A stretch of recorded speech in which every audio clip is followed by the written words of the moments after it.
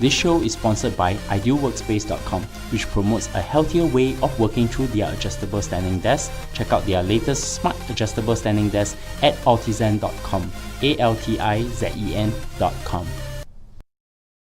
Welcome to Analyze Asia, the podcast dedicated to dissect the pulse of business, technology, and media in Asia. In this episode, I speak to John Riggins from BTC Media on cryptocurrencies, Bitcoin, and blockchain in China. We discuss the major players, interesting use cases of the technology, and how the BAT are looking at the blockchain world. Hi, John. Hey, Bernard. How are you doing? I'm doing well. How are things in Singapore today? Pretty busy. A lot of things are ongoing, but you're based in Shanghai, right? That is correct. And yes, I'm talking to John Riggins, Head of Operations Asia Pacific at BTC Media. So John, I got you here because I want to know a lot about what is happening with Bitcoin and blockchain and cryptocurrency as a whole in China. But before that, I want to get to know you better. How did you start your career?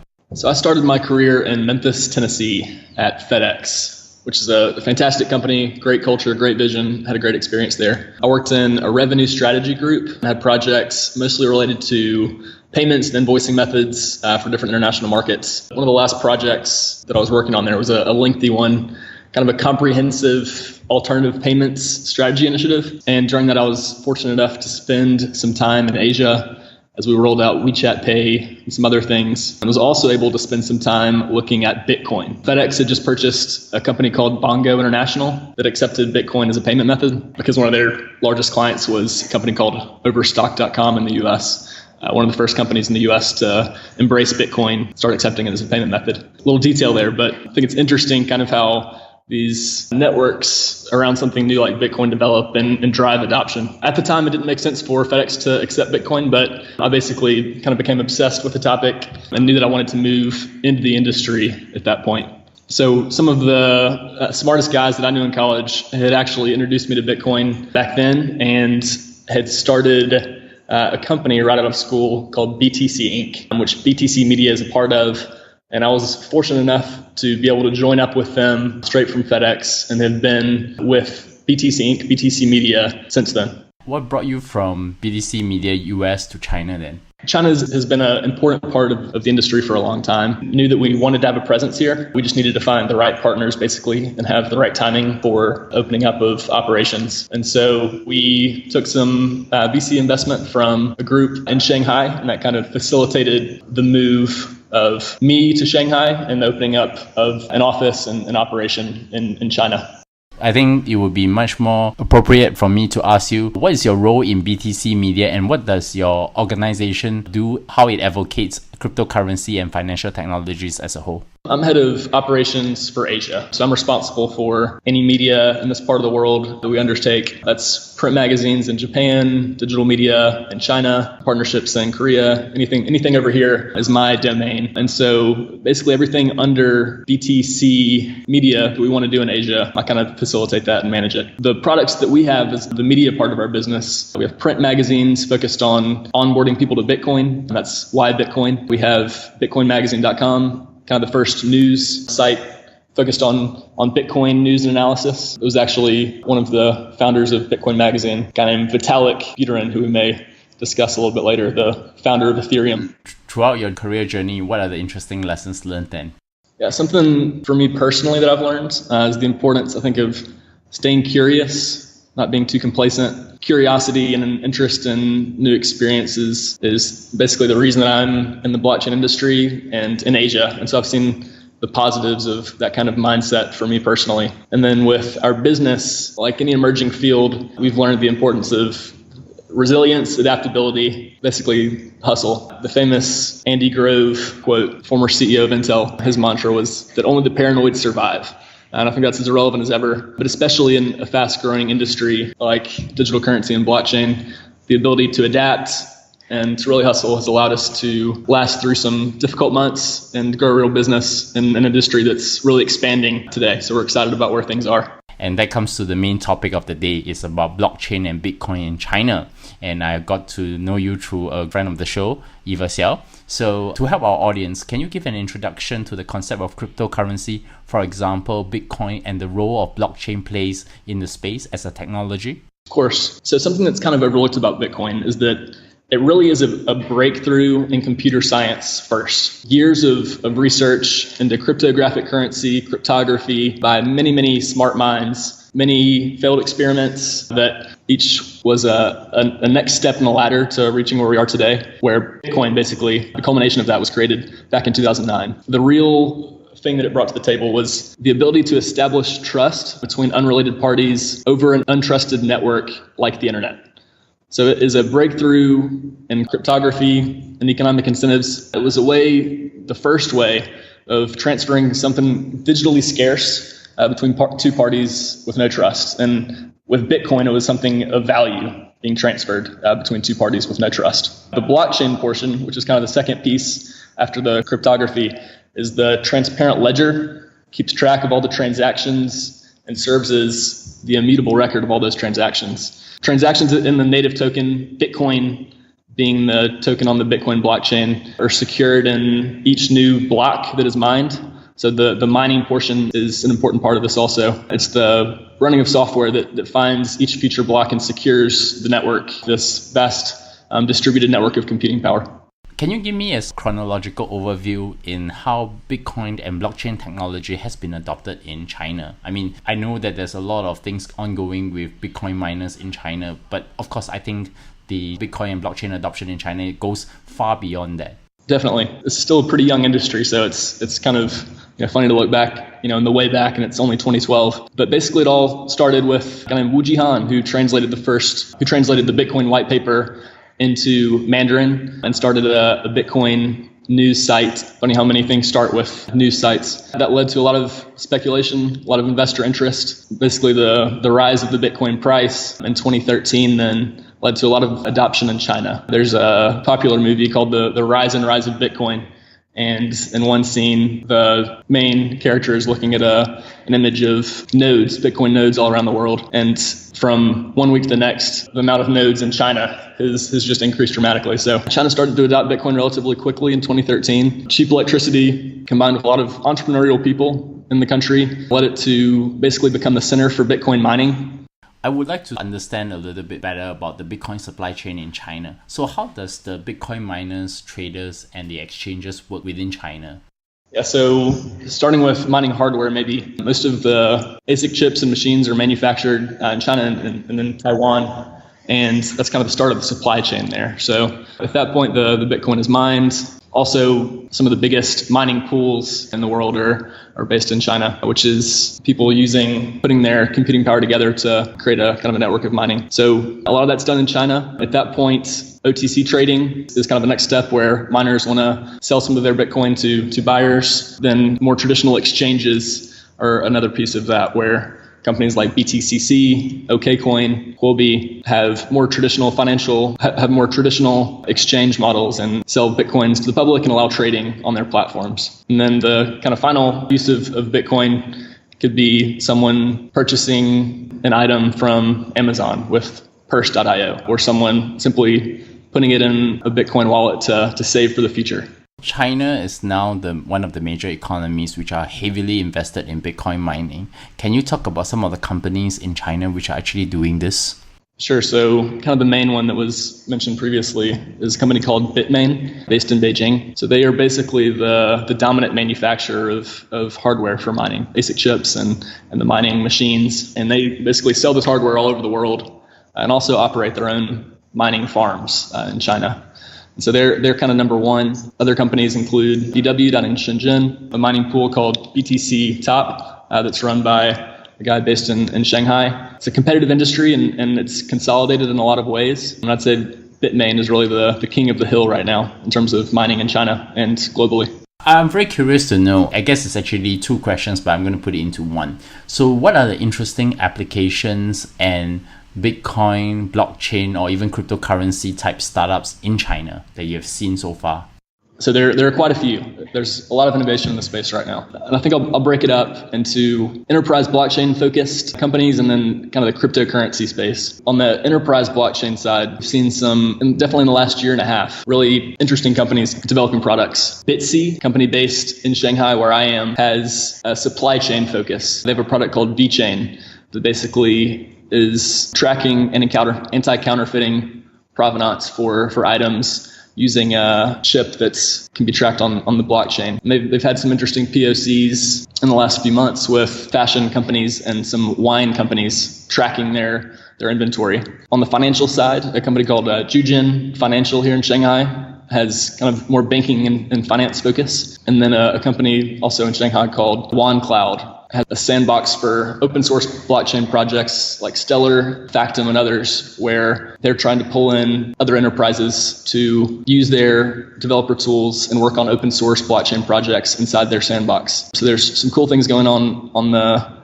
enterprise blockchain side with local Chinese startups. And then on the cryptocurrency side, really the main thing is catching fire right now is this ICO industry. And so we have platforms for ICOs to list for Chinese investors like ICO Age. We have a lot of infrastructure being built up around the ICO space right now. A company that's local to China that has done an ICO that was very successful is called Quantum. They did an ICO a few months ago that raised what was then about 20 million. And now in terms of Ether, it would be about 50 million USD, what they raised at the time.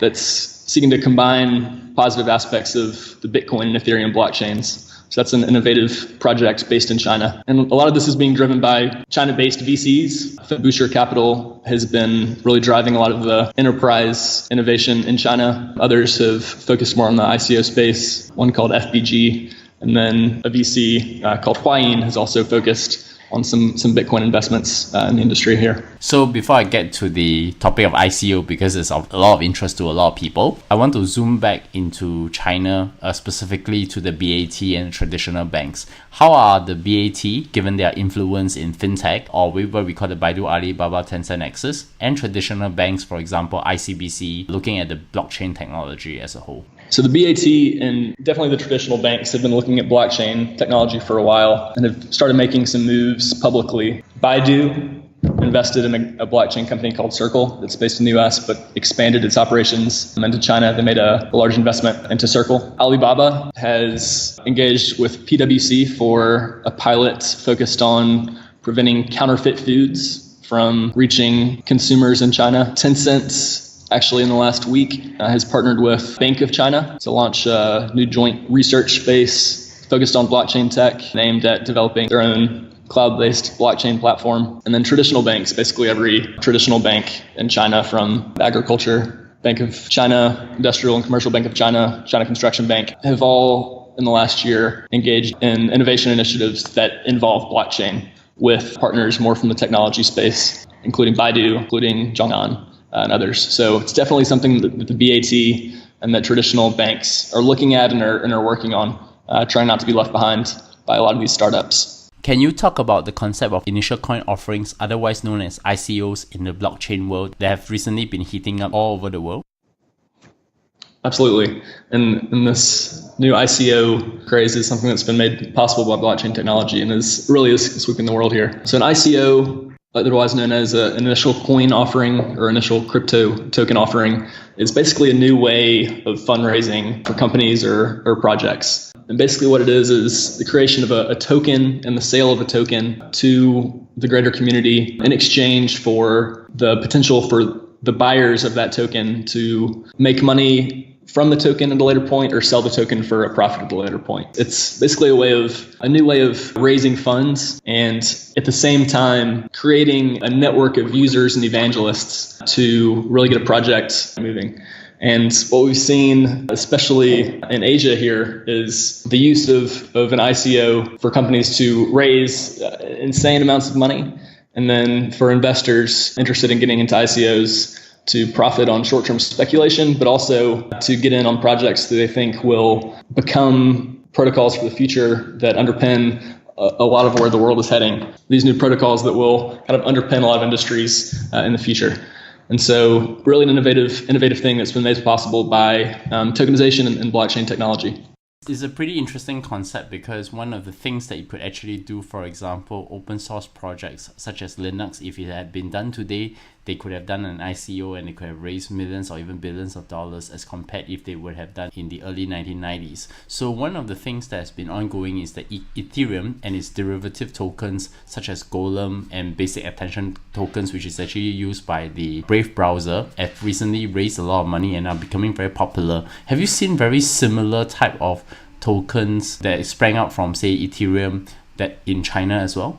Absolutely. And first, these new Ethereum-based tokens themselves are all very popular in China. Basic attention tokens had great support from the Chinese community during their ICO. And basically all these ICO projects, as they're going on their marketing and PR campaigns, come through China, meet with investors, and talk about their projects in the community here. So they're all very popular in China, to be honest. Are there any China-based ones then? So they're probably the most successful few projects in China so far have actually not been based on Ethereum. Quantum, which we mentioned earlier, is basically a new blockchain is attempting to combine some positive aspects of Bitcoin and Ethereum. AntShares is another that's its own blockchain. Projects on Ethereum are definitely coming up in the wings now out of China. But for the most part, a lot of the successful ICOs that we've seen had seen their founding in places outside of China. Most of them tend to set up their legal structures and headquarters actually where you are, down in Singapore. Yes, and I heard that the founder of Ethereum is actually living in Singapore now. Yeah, Vitalik moved there a few months ago, along with the Ethereum Foundation. So Singapore is definitely kind of a hub for ICO activity because of the positive regulatory environment that the government has fostered there, which is a plus for Singapore, I think. It's interesting because this whole ICO phenomenon is actually springing up. The question is, for me, from an observer and also someone who understands the technology, I find that ICOs are very ideal for decentralized and distributed type of utility services that's built on top of a digital blockchain world. But I don't know whether some of these ICOs that are coming up could be ideal for actually ICO itself. I have a feeling that there is going to be a hype cycle and then there will be some crashes happening sometime soon. But coming back to China, what do you see will be the major trends that will be happening within the next 1-2 years with respect to, say, fintech and cryptocurrencies as a whole? Maybe starting with kind of the enterprise blockchain space again. The hype cycle for that industry has kind of reached a point where companies are really implementing solutions in production now. So I think we'll see a continuation of that as that kind of market matures. Consortiums are still forming around China. Research institutes, collaborations between universities and corporations focused on blockchain research continue to pop up. And so the enterprise blockchain space is still growing. In the ICO market, I tend to agree with you on us seeing a bubble here at some point in the near future. A lot of speculation in China. Really does feel very, very bubbly right now. But the ICO as a model for raising funds, I think, is here to stay and really will be revolutionizing a lot of this. Not to go on a tangent here about this, but just the tokenization of financial products, I think. We kind of saw it by accident, actually, from a company in Hong Kong back about 8 months ago. But there's an exchange that was hacked and $70 million was stolen. And what they did, instead of shutting down, was they basically issued a debt issuance to customers who lost funds with a token based on kind of a dollar per dollar value of what was lost. And those tokens were traded on exchanges, and markets set the rate basically until the point where the entire amount of money that was lost was paid back. The exchange was able to stay solvent and is still thriving today. So basically what they did was a debt issuance of $70 million, which in the traditional market would cost at least $5 million or so. And they were able to do it for less than $100,000 basically. And so, and no regulators came calling, no one shut down their operation. And so really innovative things around tokenization are going to continue to happen. And China has been a driver of that and will continue to be. One other thing that's happening in China that's interesting is the digital RMB. The Chinese central bank announced they were hiring researchers around this topic a few months ago, and then just announced in the last few days, actually, that they have opened up some office space in Beijing focused on this digital RMB that's going to be upcoming here. So continued maturation of the enterprise blockchain space, a digital RMB coming, and then kind of a continuation of this ICO market boom until some kind of crash, and new use cases for tokenization. I think for Asia and China, we're going to continue to see. John, thank you once again for coming onto the show, and of course tell us a little bit about what is really happening with Bitcoin and blockchain in China. Of course, my final question, help my audience, how do they find you? Yeah, you can find BTC Media. You can find all of our products at btcmedia.org. You can find me on Twitter at DistRiggs. Feel free to reach out. We're open and we love connecting with the community, and our passion is Bitcoin and blockchain and education. And so happy to help in any way that we can. You can find me at bleung@bernardleung.com. Subscribe to us at Analyze Asia, ANALYSE Asia. You can find us on iTunes, Stitcher, SoundCloud, Acast, TuneIn, and of course Google Play in the US market. Tweet to me, give us a 5-star rating on iTunes. And of course, any feedback from the audience would be great. And once again, John, thank you for coming on the show. Thank you, Bernard.